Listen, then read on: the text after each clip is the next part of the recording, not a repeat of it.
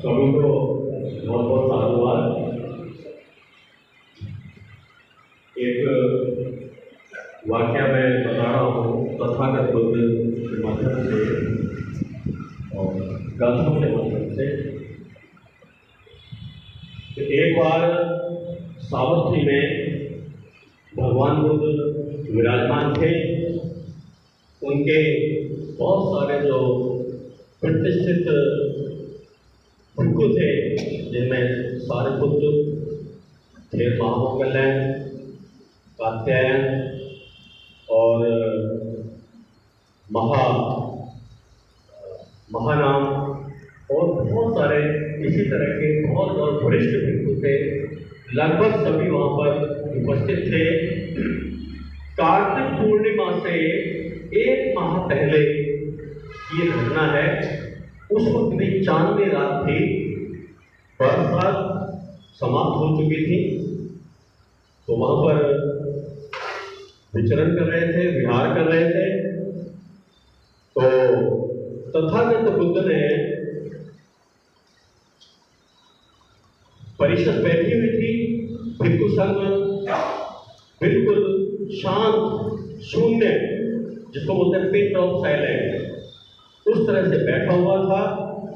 तो तथागत बुद्ध ने सभी भिक्षुओं को कहा कि कौमुदी चांदनी पूर्णिमा यानी कि कार्तिक की जो पूर्णिमा है उसको मैं यही सावर्थी में ही बिताऊंगा, यहीं पर ही रहूंगा।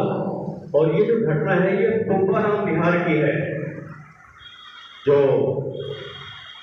श्रावस्ती के पूर्वी दिशा में बना हुआ था कुंभाराम विहार, जिसमें मुख्य रूप से जो महिला भिक्षु की भिक्षुणियाँ थी उनका वास था, वहाँ रहा करते थे।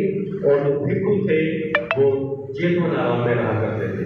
तो ये जो वाक्य है ये कुंभाराम विहार का है। वहाँ भगवान बुद्ध विराजमान थे, भिक्षु संघ विराजमान था। तब तथागत बुद्ध ने सभी को बताया कि आगामी जो पूर्णमासी है, कौमुदी पूर्णिमा है, चांदनी है, उस दिन मैं यहीं रहूंगा।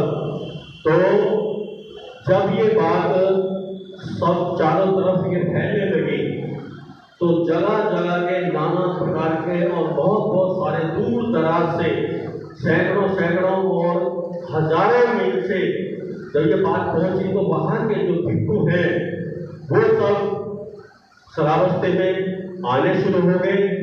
कुछ पहले आ गए, कुछ बाद में आए, कुछ लेट आए, लेकिन समय से आ गए, समय से पहले ही आ गए।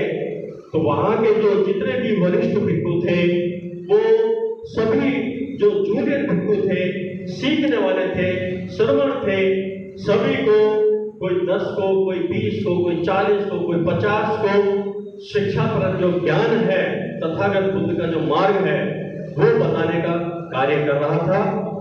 तो पूर्णमासी आ गई, उस दिन परिषद जुड़ी, उसमें सभी वरिष्ठ भिक्षु और जो जितने भी नए भिक्षु थे सब उसमें सम्मिलित हुए, बैठे हुए थे बिल्कुल एकदम शांत। तो तथागत बुद्ध ने उस चुप्पी को तोड़ते हुए कहा कि मैंने ये पद प्राप्त करने के लिए बहुत उद्योग किया है, बहुत परिश्रम किया है।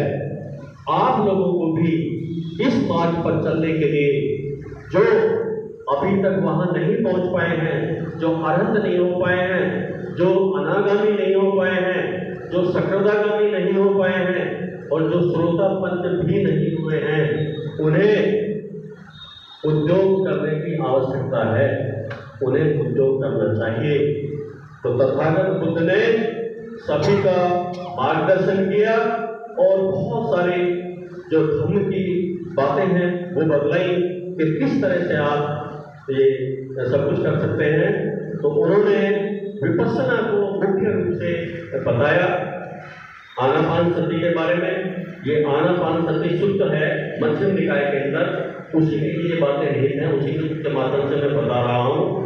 तो तथागत बुद्ध कहते हैं कि ये जो संघ है, ये जो परिषद है, ये बहुत महत्वपूर्ण है। इसका दर्शन करने के लिए लोग दूर दराज से, बहुत बहुत दूर से, कई कई दिन की यात्रा करके रास्ते के लिए पाथे बांधकर खाना, जिसको पाथे का मतलब होता है पथ में जाते वक्त, मंजिल पे जाते वक्त रास्ते में भूख लगेगी तो वहां होटल नहीं थे, कुछ सामग्री, लड्डू या कुछ ऐसी सामग्री हुआ करती थी जो जल्दी से खराब नहीं होती थी, उसको खा के पानी पी के ही अपने पेट की जो भूख है उसको शांत किया करते थे। तो तथागत बुद्ध कहते हैं ये बड़ी महान परिषद है, भिक्षु संघ। ये हर एक को नसीब नहीं होती है देखने को और दर्शन करने के लिए। वो लोग, उन्होंने बहुत अच्छे कर्म किए होंगे, जिन लोगों ने इस संघ का, इस परिषद में, जो भिक्षुओं की जो परिषद है, इसका दर्शन किया है। तो इतनी महान परिषद है, और ये जो परिषद है ये हाथ जोड़ने लायक है, नमन करने लायक है, उनका स्वागत करने योग्य है। तो भिक्षु संघ को हम बार बार वंदन करते हैं, नमन करते हैं कि तथागत बुद्ध की वाणी को इतने लंबे समय से वो लेके आ रहे हैं। और मैं तो ये कहूँगा कि धन्य है वो माँ बाप जिन्होंने अपने बच्चों को भिक्षु संघ के अंदर बौद्ध धर्म में दीक्षित होने की इजाजत दी। तो बहुत बहुत साधुवाद। इसी अपनी वाणी के साथ